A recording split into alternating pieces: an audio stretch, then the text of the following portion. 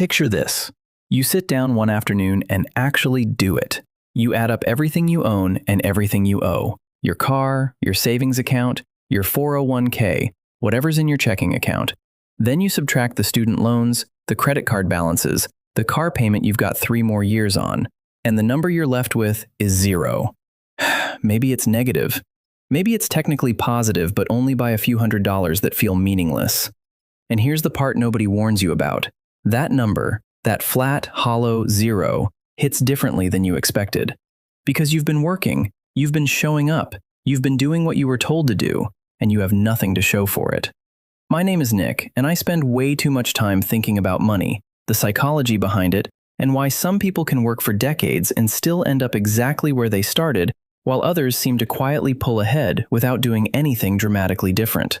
If you've ever stared at your net worth and felt that specific mix of confusion and dread, hit that subscribe button and give this video a thumbs up, because what I'm about to show you is going to completely reframe what that 0 actually means for your future, and it's not what you think. Now, before we get into the math, let me ask you something. When you hear the words net worth, what comes to mind? Probably rich people. Probably Forbes lists and celebrity gossip, and some anchor saying Elon Musk lost $10 billion this week, like that's a normal sentence. Net worth feels like a concept that belongs to other people. People with assets, people with portfolios, people who didn't spend their 20s surviving on a combination of optimism and ramen. But here's the thing most financial content refuses to say out loud. A 0 net worth is not a neutral position. It is not a blank slate. It is not the starting line. It is a specific financial condition with specific consequences that compound quietly over time. And most people have no idea the clock is already running. Let's talk about what 0 actually means in practice. Right now, if your net worth is 0, you are one event away from going negative. One job loss, one medical bill, one car repair that costs more than what's in your savings account. You have no buffer between your current life and financial crisis. That's not pessimism.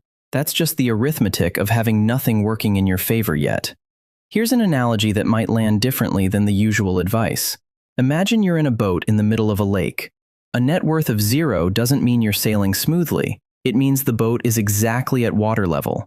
You're not sinking yet, but any wave, any disruption at all, puts water in the boat. And once water starts coming in, you're spending all your energy bailing instead of rowing. The people pulling ahead on the lake aren't necessarily stronger rowers. They've just got enough elevation above the waterline that waves don't threaten them the same way. That elevation is net worth, and right now, you have none of it. But here's where this gets genuinely interesting, and this is the part most people miss completely. A 0 net worth in your 20s and a 0 net worth in your 40s are not the same problem. They look identical on paper, but the underlying mechanics are completely different. And understanding that difference might be the most important financial insight you'll ever have. In your 20s, a 0 net worth is mostly a momentum problem. You haven't started yet. Maybe you've got student loans dragging you down, an entry-level salary that barely covers rent, and a 401k you opened but haven't really thought about. The 0 is the result of not having had enough time or income to build anything yet. That's recoverable. Genuinely, completely recoverable. And faster than you think. But in your 30s and 40s, a 0 net worth is a different animal entirely. Because now, time has become a factor. Not in a motivational poster way, in a cold, mathematical way. The window for compound interest to do its heaviest lifting is starting to close. And if you're still at 0, it usually means something structural is broken, not just slow. Maybe it's lifestyle inflation that's eaten every raise you've gotten. Maybe it's debt that never went down because you only ever paid minimums. Maybe it's that you kept telling yourself you'd start investing seriously next year, and next year kept becoming this year. Whatever the reason, the 0 means the same thing at every age. Your money has not started working for you yet. And that is the actual crisis. Not the number itself, but what the number tells you about whether your money is on your team or not. Let's talk about what your financial future actually looks like from a 0 starting point, because I want to get specific here. Not vague, specific. Let's say you're 30 years old, 0 net worth. You're making $55,000 a year, which is pretty close to the median individual income in the US. You're not broke, but you're not building anything either. Every month, the money comes in, the money goes out, and the gap between what you have and what you owe stays roughly the same. Here's what the next 35 years look like if nothing changes. You retire at 65 with essentially nothing saved. Social Security, if it exists in its current form, pays you somewhere around $1,500 to $2,000 a month, depending on your work history. That's $18,000 to $24,000 per year to live on. For context, the federal poverty line for a single person in 2024 is around $15,000. So you'd be slightly above poverty level. That's the default outcome of a sustained zero net worth. Nobody puts that in a brochure. Nobody says, hey, keep spending everything you make and here's what your retirement looks like. But that's the math. Now let's run the other scenario. Same person, same $55,000 salary, but starting today, they redirect $400 a month into a basic index fund averaging 8% annual returns. That's not aggressive. That's not a get-rich scheme. That's just stopping the leak and pointing some money in a useful direction. After 35 years, that $400 a month grows to roughly $780,000. Same income, same person, completely different future, built entirely on the decision made at zero rather than continuing to drift through it. And here's what makes that number staggering when you really sit with it. The total amount actually contributed over 35 years is around $168,000. The other $612,000 came from compound interest. Your money made more than 3 times what you put in just by existing in the right place long enough. That is what a zero net worth costs you. Not the zero itself, but every month you stay at zero instead of starting to move. Now, let's talk about the psychological piece of this, because I think it's actually where most people get stuck and it doesn't get enough attention. There's a specific mindset that develops when you've been at zero or near zero for a long time. And it's subtle. It doesn't feel like a mindset, it feels like reality. It's the quiet belief that your financial situation is just what it is. That this is how things are for people like you. That the people building wealth are somehow different, luckier, or smarter, or they had parents who gave them a head start. And maybe some of that is true. But here's what is also true. The zero net worth mindset actively filters out information that could change your situation. When you believe nothing is possible, you stop noticing possibilities. The coworker who mentions their Roth IRA at lunch. The podcast episode about index funds that you scroll past. The company 401k match you never bothered to maximize because filling out that form felt like something you'd do later. None of these land as opportunities when your brain has quietly decided that financial progress isn't available to you. This is what researchers call learned helplessness when it applies to finances. The experience of consistently feeling like nothing changes no matter what you do eventually trains your brain to stop trying to change things. And the terrifying part is, you can be in this state without knowing it. It doesn't feel like giving up. It feels like being realistic. But realism based on a false premise is just a more sophisticated way of staying stuck. Here's the pattern I see constantly. Person is at zero. Person gets a raise. Instead of redirecting any of the raise toward building net worth, the lifestyle quietly expands to absorb it. Nicer apartment, newer car, more subscriptions, more takeout, more things that feel like rewards for working hard. Net worth stays at zero or moves slightly positive, then a car repair or a medical bill brings it back. Rinse, repeat for years. This is called the hedonic treadmill in psychology. You keep moving, you keep working, and you end up in exactly the same place because every improvement in income gets immediately converted into improvement in lifestyle, with nothing left to convert into actual wealth. Breaking this cycle doesn't require a dramatic income change. It requires a structural change. And the structure is simple, even if it isn't easy. You have to pay yourself before you pay everything else. Not what's left over. Not whatever survives contact with your monthly expenses. First, automatically, before you can spend it. This is the single most effective intervention for a zero net worth situation, and it works not because it's financially sophisticated, but because it removes the decision from your hands entirely. When the money moves to an investment account the day your paycheck lands, you adapt to what's left. Every time. People dramatically overestimate how painful this will feel, and dramatically underestimate how quickly they stop noticing the money is gone. Now let's talk about debt, because you cannot have an honest conversation about zero net worth without talking about the thing that's probably holding the number down. For most people sitting at zero, the assets aren't the problem.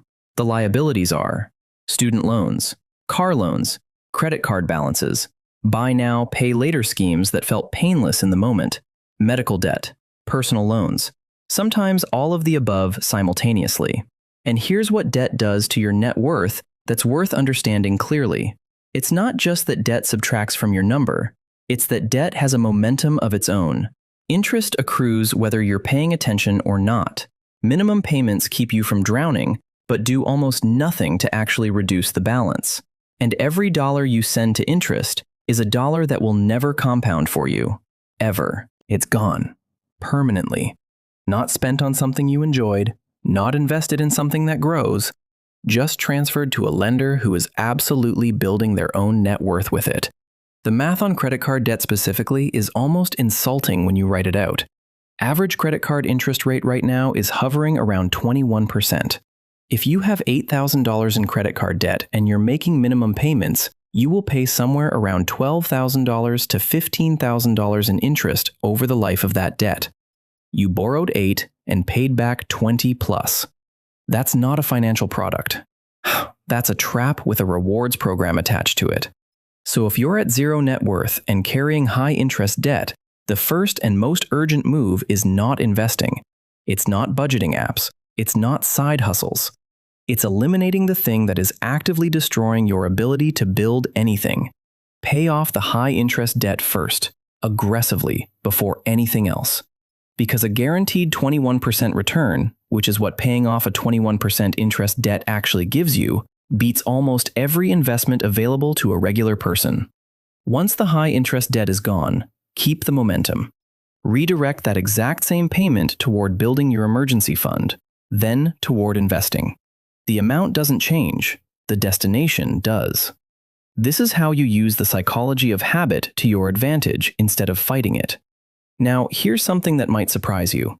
Getting to a positive net worth for the first time, even if it's only by $1,000, produces a psychological shift that's almost impossible to fully explain until you experience it. It's not the money itself. $1,000 is not a life-changing amount. But seeing a positive number where there used to be a zero or a negative does something to how you see yourself financially. You stop being someone things happen to and start being someone who is building something. That identity shift is not small. It changes what you notice. It changes what feels possible. It changes the financial decisions you make automatically without having to think about them, because you're now protecting something rather than just surviving. Research consistently shows that people who achieve even a small positive net worth are dramatically more likely to continue building wealth than those who stay at zero. Not because the $1,000 opens up investment opportunities that didn't exist before, but because the proof of concept changes the internal story. You're no longer someone who can't save. You're someone who has saved. Past tense. Proven. That's a different person making different decisions going forward. And this is exactly why the zero is so insidious. Not because you're failing, but because zero doesn't give you that proof of concept. Zero says you're keeping up. Zero says you're managing. Zero doesn't say you're building.